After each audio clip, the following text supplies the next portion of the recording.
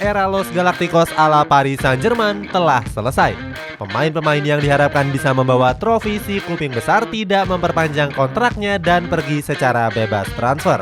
Manajemen pun sempat menyesal karena telah merekrut pemain-pemain kelas atas dengan gaji mahal.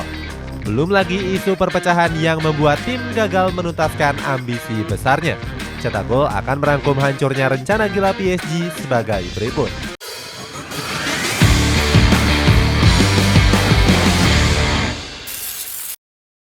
Ingin prestasi pakai jalur instan. 2 tahun yang lalu PSG punya rencana ambisius dengan menggabungkan semua pemain bintang bermental juara. Mereka mengeluarkan dana sekitar 1,4 triliun untuk bursa transfer musim 2021-2022. Uang yang seperti unlimited itu berhasil menarik bintang dunia untuk masuk ke proyek Los Galacticos ala PSG. Bintang Barcelona yang dikenal loyal seperti Lionel Messi bahkan bisa berpaling meninggalkan Camp Nou. Saat baru masuk, Messi mengungkapkan antusiasmenya. Bintang Argentina ini mengatakan ambisi klub Les Parisiens sejalan dengan ambisi pribadinya. Messi bertekad untuk dapat memberikan sesuatu yang spesial kepada klub dan juga fans. Begitu juga dengan Sergio Ramos yang lagi sakit hati karena merasa nggak dihargai oleh manajemen Real Madrid. Pemain asal Spanyol itu bergabung ke PSG secara bebas transfer usai tak mendapatkan kesepakatan bersama manajemen El Real. Ramos resmi bergabung dengan PSG dengan kontrak selama 2 tahun. Saat sesi perkenalan, pemain sangar itu langsung menargetkan gelar Liga Champions pertama untuk PSG sekaligus gelar UCL kelimanya sepanjang karir. Bek nomor 4 ini juga meyakini kalau peluang memenangkan Liga Champions bersama PSG sangatlah besar karena prestasi mereka menjadi runner-up musim 2019-2020.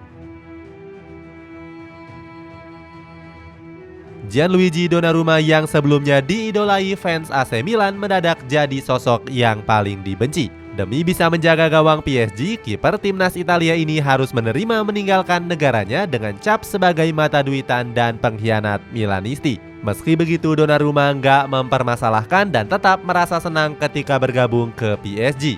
Dia mengungkapkan keinginannya untuk memenangkan pertandingan sebanyak-banyaknya dan menciptakan kegembiraan bagi para pendukung. PSG juga merekrut Georginio Wijnaldum yang dikenal sebagai super sub kala Liverpool membutuhkan kreasi permainan. Ditambah Achraf Hakimi yang dibeli dari Inter Milan dengan harga 68 juta euro. Sebenarnya pembelian di musim ini bukanlah yang termahal. Sebelum pemain-pemain itu datang, PSG sudah menghamburkan uang untuk membeli Neymar dari Barcelona seharga 222 juta euro. Nilai transfer itu bahkan masih belum bisa dikalahkan oleh pemain manapun sampai hari ini. Mereka juga punya Kylian Mbappe yang telah memenangkan Piala Dunia di usia yang sangat muda. Bahkan pemain seperti Mauro Icardi yang sebelumnya merupakan bintang Inter Milan terpaksa duduk di bangku cadangan. Di luar nama-nama tadi, PSG juga punya nama Marquinhos, Marco Verratti hingga Angel Di Maria yang menjadi andalan. Seluruh skuad mewah itu menjadikan PSG sebagai favorit juara. Apalagi di musim sebelumnya mereka menembus partai final Liga Champions sebelum kalah mental dari Bayern Munchen. Setelah mengenalkan 5 pemain baru, bos PSG Nasser El-Khelaifi berkomentar.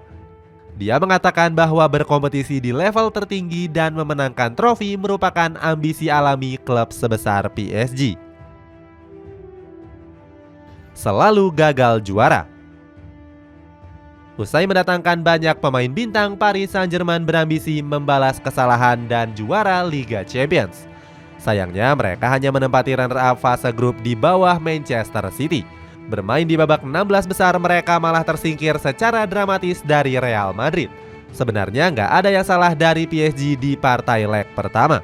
Skuad asuhan Mauricio Pochettino berhasil menang di Parc des Princes lewat gol dari Kylian Mbappe di detik terakhir pertandingan. Usai memenangkan laga di leg pertama, Pochettino memuji performa timnya yang tampil baik dan akan menjadikan hasil laga ini sebagai modal yang bagus untuk lanjutan di leg kedua.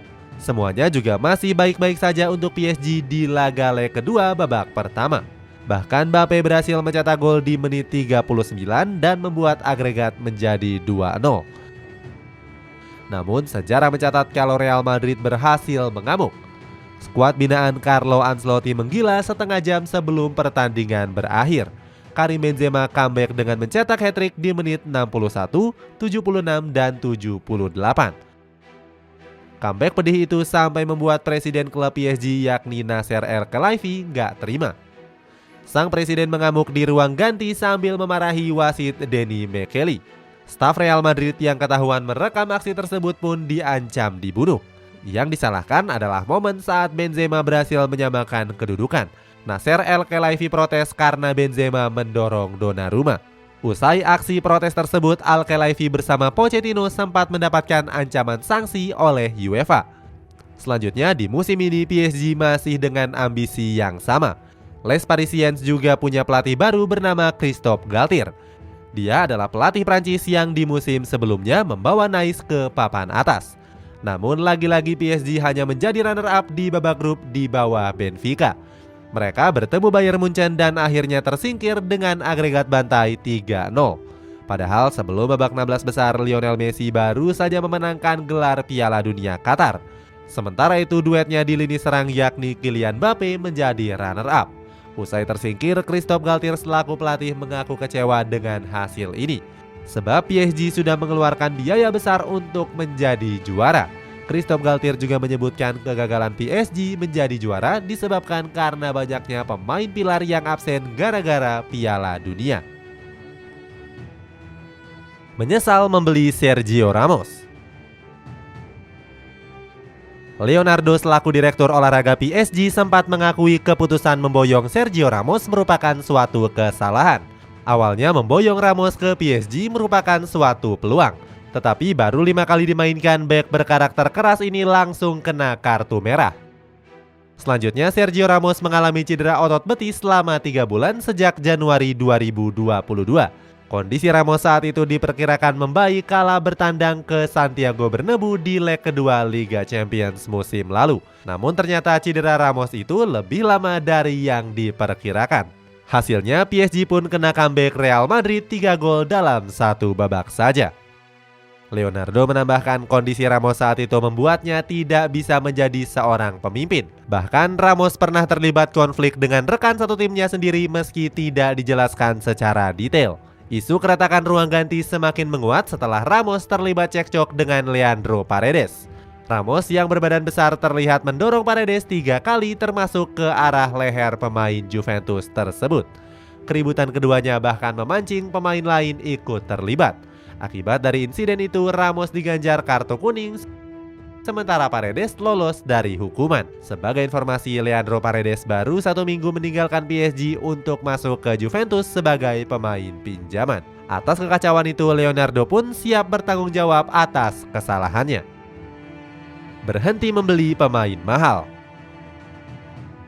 Jendela transfer 2022-2023 membawa antusiasme dan juga harapan. Namun ternyata PSG nggak membeli satupun pemain dengan harga lebih dari 50 juta euro. Para fans pun menganggap kalau PSG telah kehilangan ambisi dan hasrat meraih kesuksesan. Para pundit di Prancis pun berpendapat manajemen melewatkan peluang yang besar. Salah satu jurnalis bernama Jean-Pierre juga mengecam kebijakan PSG yang terlalu konservatif. Menurutnya, PSG kehilangan kesempatan untuk meningkatkan kualitas tim dengan tidak melakukan pembelian yang signifikan. Namun, Direktur Olahraga PSG mengatakan lebih memilih untuk membina potensi pemain, membangun kekompakan tim, serta meningkatkan potensi dari pemain yang sudah ada. Manajemen mengubah strategi dengan lebih mengutamakan fondasi yang kokoh untuk bersaing menghadapi tim besar lainnya.